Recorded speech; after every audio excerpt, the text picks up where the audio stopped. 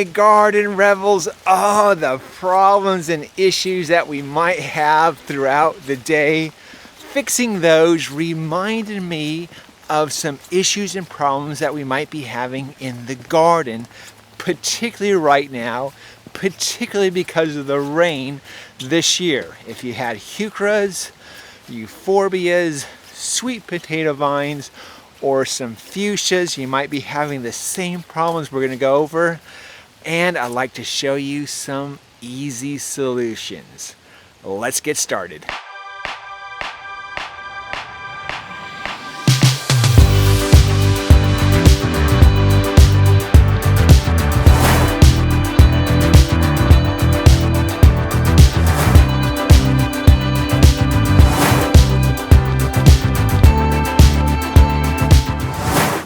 Well, let's start with something near and dear to my heart. It's the heucheras. And I love these perennials, these evergreen perennials, because they are so hard-working. And there are a few secrets to growing these successfully from year to year. One is, let's talk about the bloom on here. Now, they're called coral bells. Some folks love the bloom, some folks can do without them. When they're finished blooming, or if you don't like the blooms, pluck them off. The foliage does a wonderful job just by itself. Here's the other issue, is that if you look at your heucheras, you see how they grow? So here's the main cluster, I want to say, right?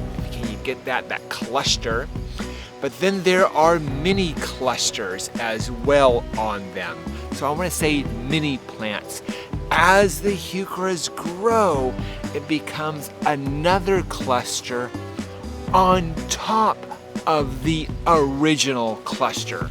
So what we start getting is a little bit higher, a little bit bigger, a bigger mounding cluster as well.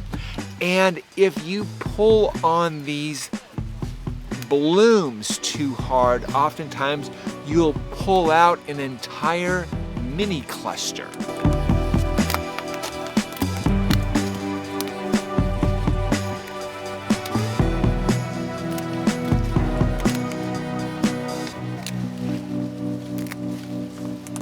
So every year as these grow a little bit taller, sprout little mini plants, what we do is simply just add more mulch to the top of your heucheras.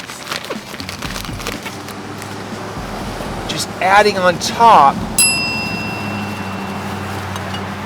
allows them to root in, and you get a bigger, richer bed.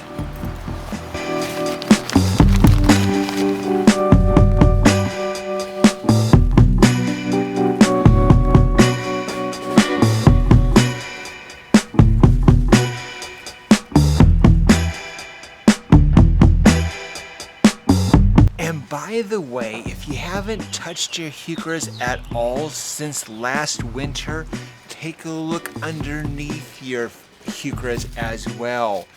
You can pluck off all of this old foliage as well and clean that up.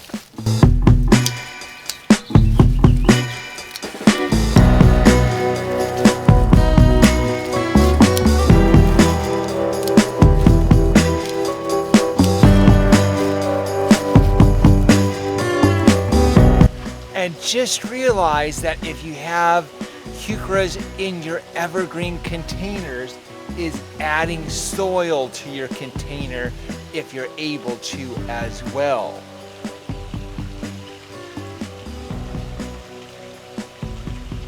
Now, if you bought euphorbias this spring, or you've had them in years past, oftentimes you'll buy your beautiful euphorbias like this, or maybe with a bud or some blooms on there as well.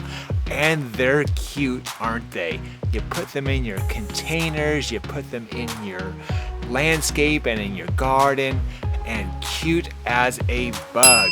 but later on they start to grow and they get taller and the blooms get taller and they finish blooming. So if you have that issue where your euphorbia in your container or landscape is getting too tall, just snip it back.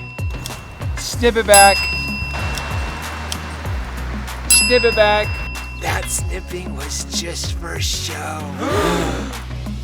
We've already snipped the euphorbia back. And this Euphorbia ascot rainbow, all the rain and what have you, got cut back as well.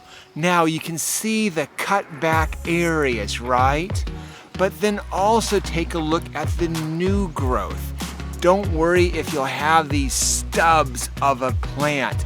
They'll throw out new growth to cover it all.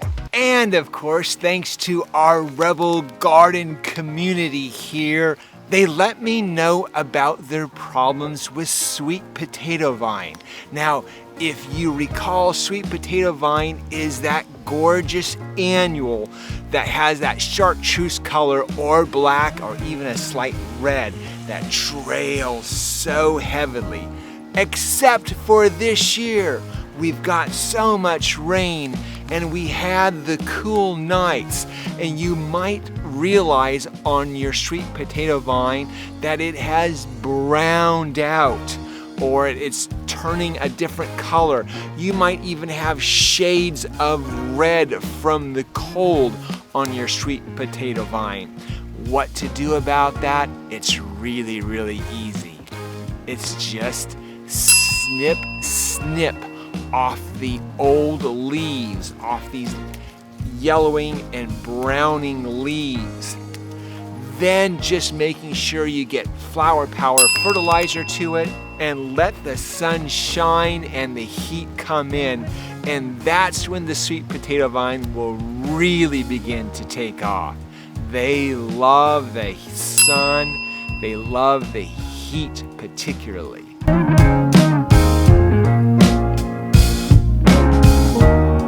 And finally, if you have fuchsias, if you have the upright fuchsias or the hanging fuchsias, when I say fuchsias, I always think of my mom, and growing up, her peaceful time was spending time with her fuchsia baskets.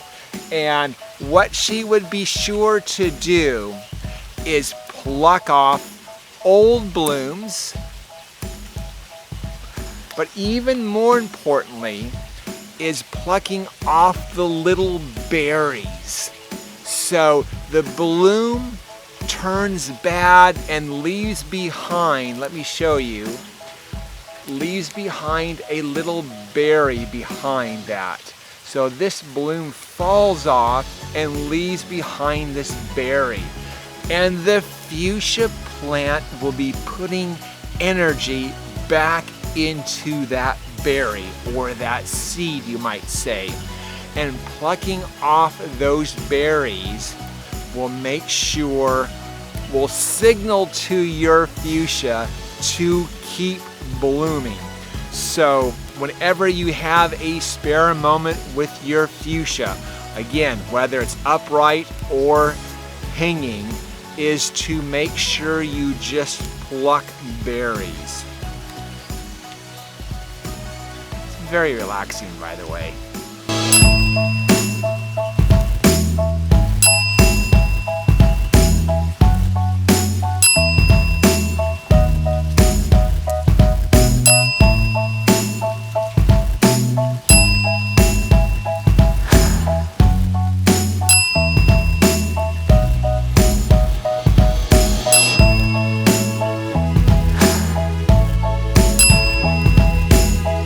Not sure why I like this so much. I don't know if it's cleaning up the plant to make it look better. It's kind of an immediate gratification, but also you're doing something a little bit for the future garden.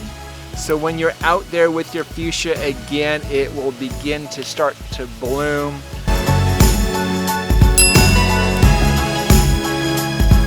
And it's kind of this garden positive feedback loop.